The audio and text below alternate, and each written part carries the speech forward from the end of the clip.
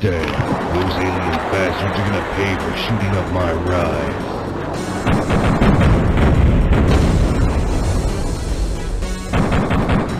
Shut your holes and open those ears.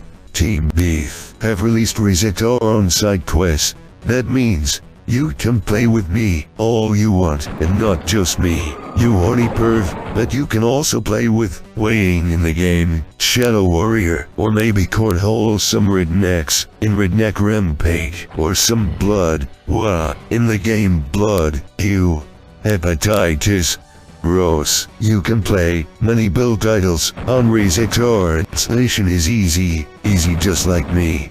I'm included free of charge, baby. Oh, go on, you knew you want to. Anyway, it is late at night, so go. Ed, the living dead talking-headed Carl, are all tucked up in bed with their teddy bears. So, they asked the king, baby, to do the commentary. I don't know what the fuck to say, so just shut up and watch. Demolish that like button. Go to their Patreon, TikTok, etc. Blah, blah, blah, mate. Hey, yeah. Thanks, Duke. I guess. Hey, y'all. What's up, man? Yeah. So, as you know, when we decided to do the series on Raz XR, it was very late at night. We had no time during the day to do this, so we had to record all these videos late at night. Now, I'm in a house with kids, so we have to be very, very quiet. We were not able to do commentary. So I asked my good friend Duke to do some commentary. And I had written out a whole script and everything for him. I don't know what happened. He didn't get the email, or he doesn't know how to use email because he's from the 90s. I don't know what happened. It didn't happen. He ad-libbed and he went nuts, and anyway. So here we are. So, Raz XR. What is Raz XR? Well, it is a fork of Raz. It's spearheaded by Team Beef, who, if you own a headset, you know who these guys are. They are the kings of standalone VR when it comes to ports. Okay, chances are, if you've had Quest or Quest 2, or even Pico, you have played one of their ports. Like, the chances are very, very high. You got Lambda 1, Doom 3, Quest C Doom, with the Doom launcher, with mods, Quake series, you name it.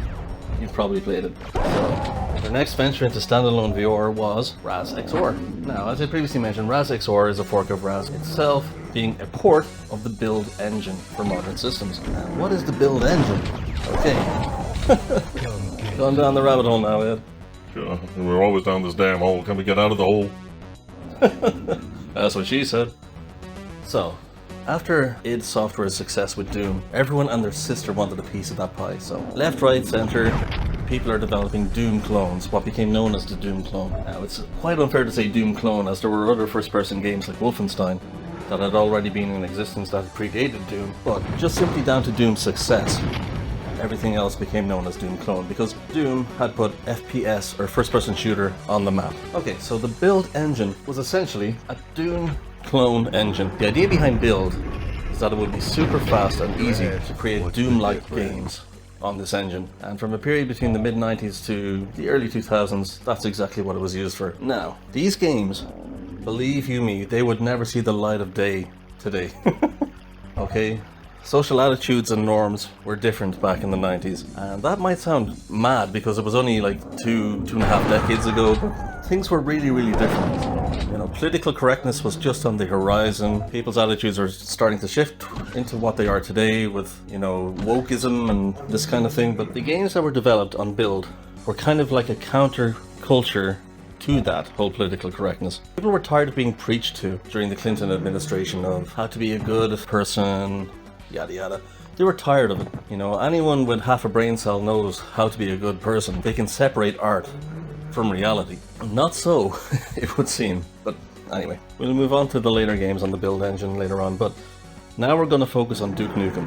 So, Duke Nukem was already an established character. So, he had a series of 2D games, and he was known for his funny little one-liners, cheesy 80s action movie references. So, all well and good, he's an established character. 3D Realms decided, okay, let's go the Wolfenstein route. Let's go and do what id Software had done for Wolfenstein. Wolfenstein originally was a stealth-based game where you had to escape the titular castle Wolfenstein in World War II. Wolfenstein 3D was exactly the same thing, but it turned it into a first-person perspective game. The plot and everything remained the same.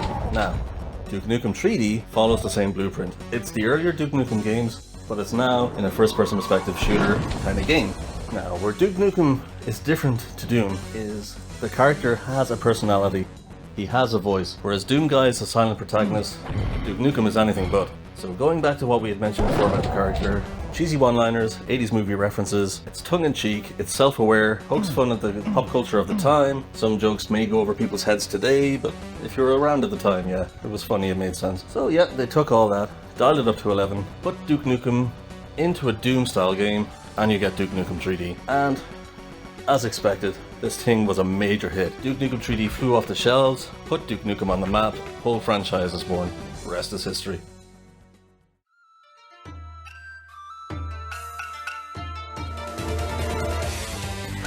You no mess with Lo Wang.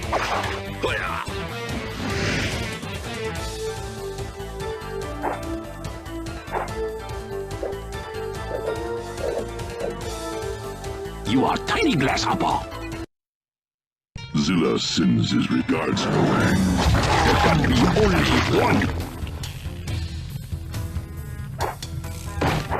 Join me as I play with my Wayne. Sorry, I mean play as my Wayne in Shadow Warrior with Raze XR by Team Beef. I am the king, baby. So you know my gaming skills are awesome, but I don't want to make other YouTubers jealous of my awesome skills. So, if it looks bad, that's totally on purpose, baby. I am such a humanitarian.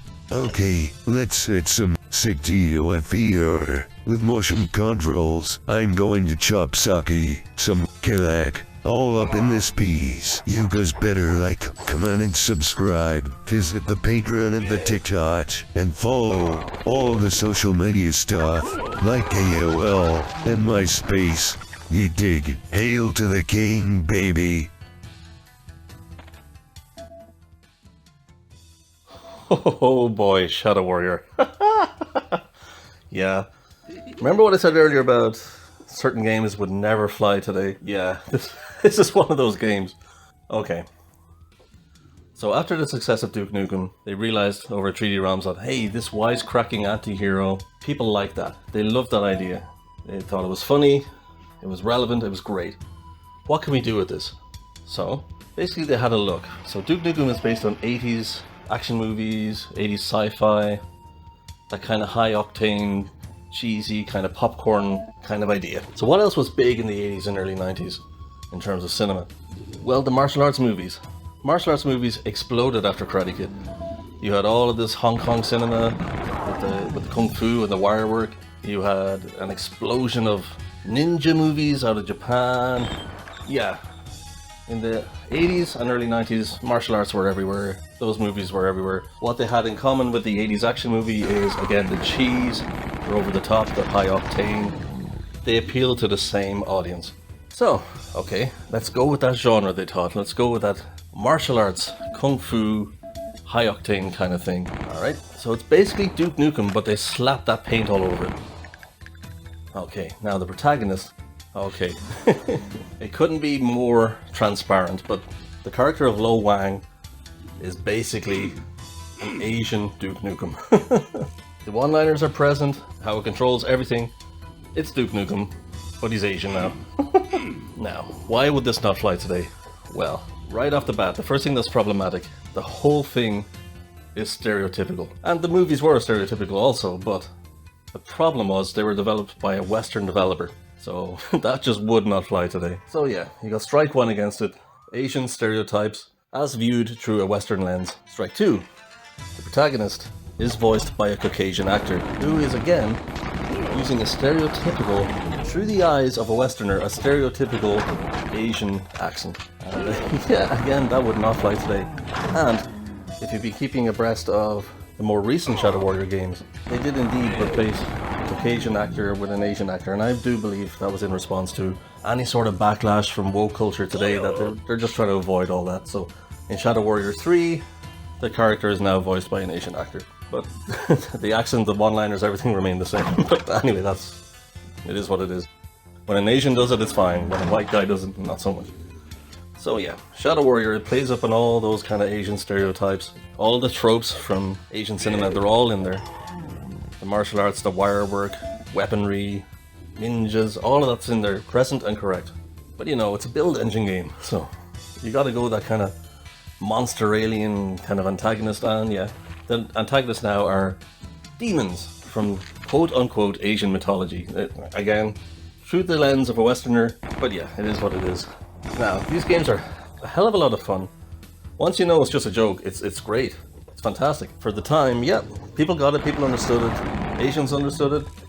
Caucasians understood it. Martians understood it. Nobody was up in arms, nobody was against it. But trust me, today they would be. So yeah, Shadow Warrior, basically an Asian Duke Nukem. Nothing wrong with that in my opinion, but that's just my opinion. And I know it has a lot of fans as the series is still going today, so it is what it is.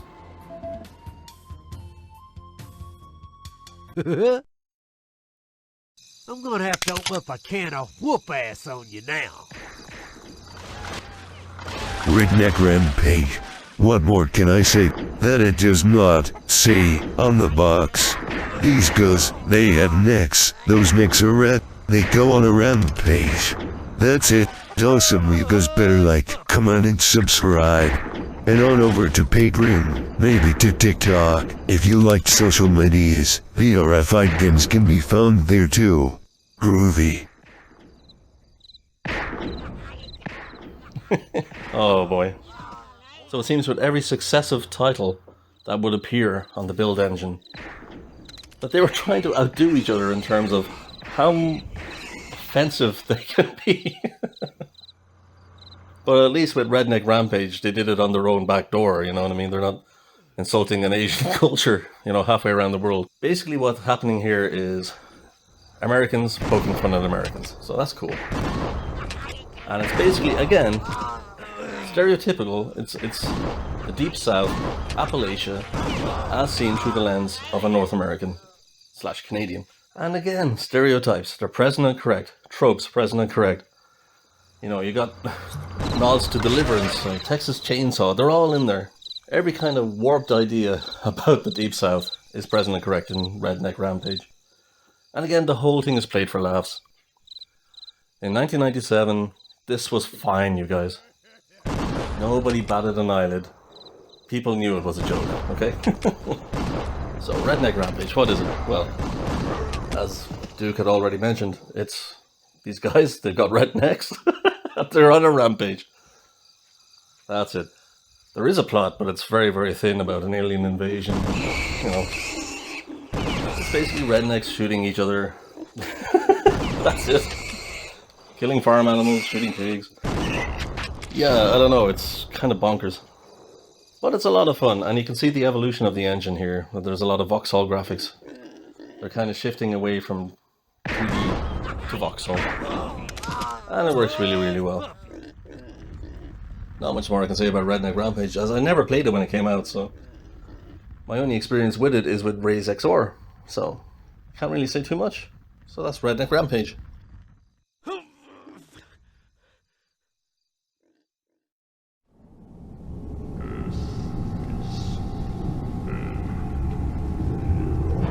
Welcome, my servants, my slaves.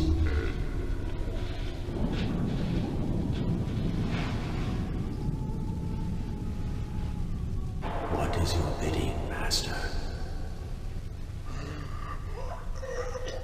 You have failed me. I disavow you all. What?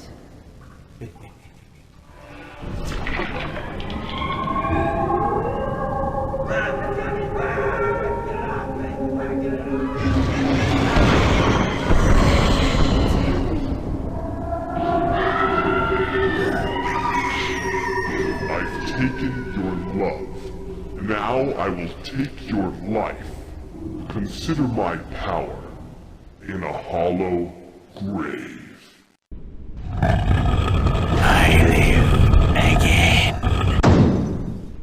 Well, is this nice? I am risking contracting hepatitis for you guys. Or possibly HIV, NCA. Or live AIDS with Sir Bob Geldof. Or some other horrible bloodborne disease. Blood, what can I say about blood? Blood.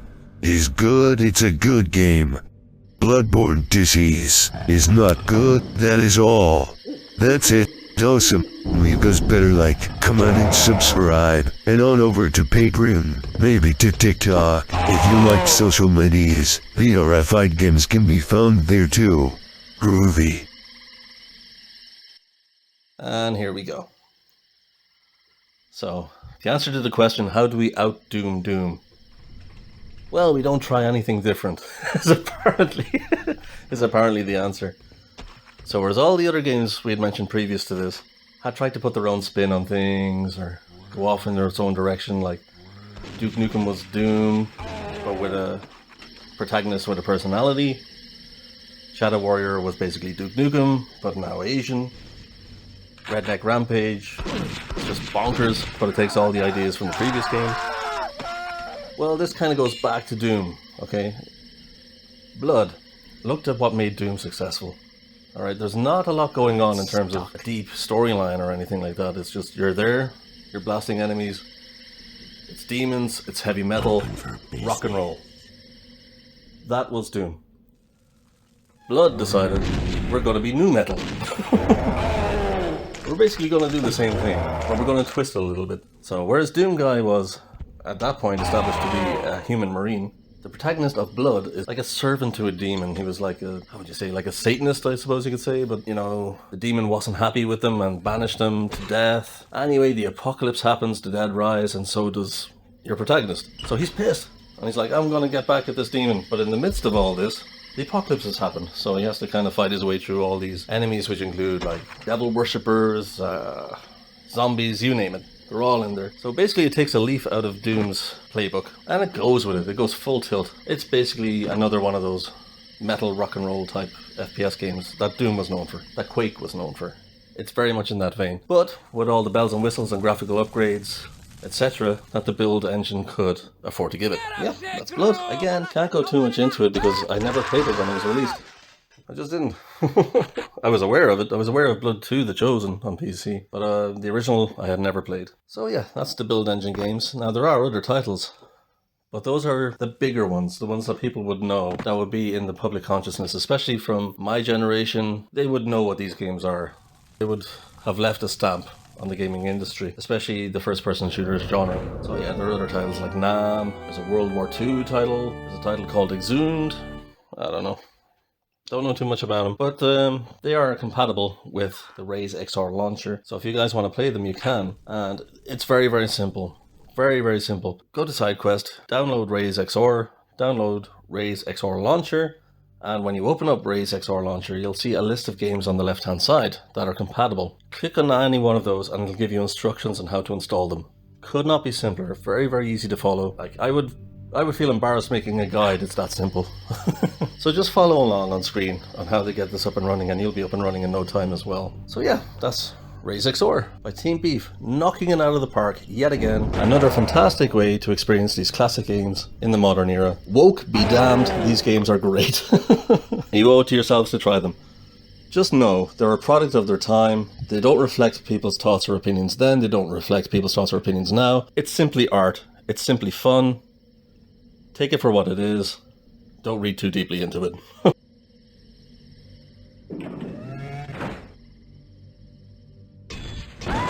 So I guess we're going to leave it there, you guys. Like, comment and subscribe. If you've any thoughts, queries, any critiques, put them down below. If indeed there are any games you'd like us to look at VRifying in the future, put those down below and we will presumably get back to you eventually. You can also follow us on TikTok for our adventures over there, which are basically condensed versions of what we do over here. And yeah, follow us on all social medias. All links will be in the descriptions, and yeah, looking forward to seeing you there also. Alright, VRified Games out. Yeah, VRified Games. Out. You're out, man. Cancelled. Absolutely cancelled.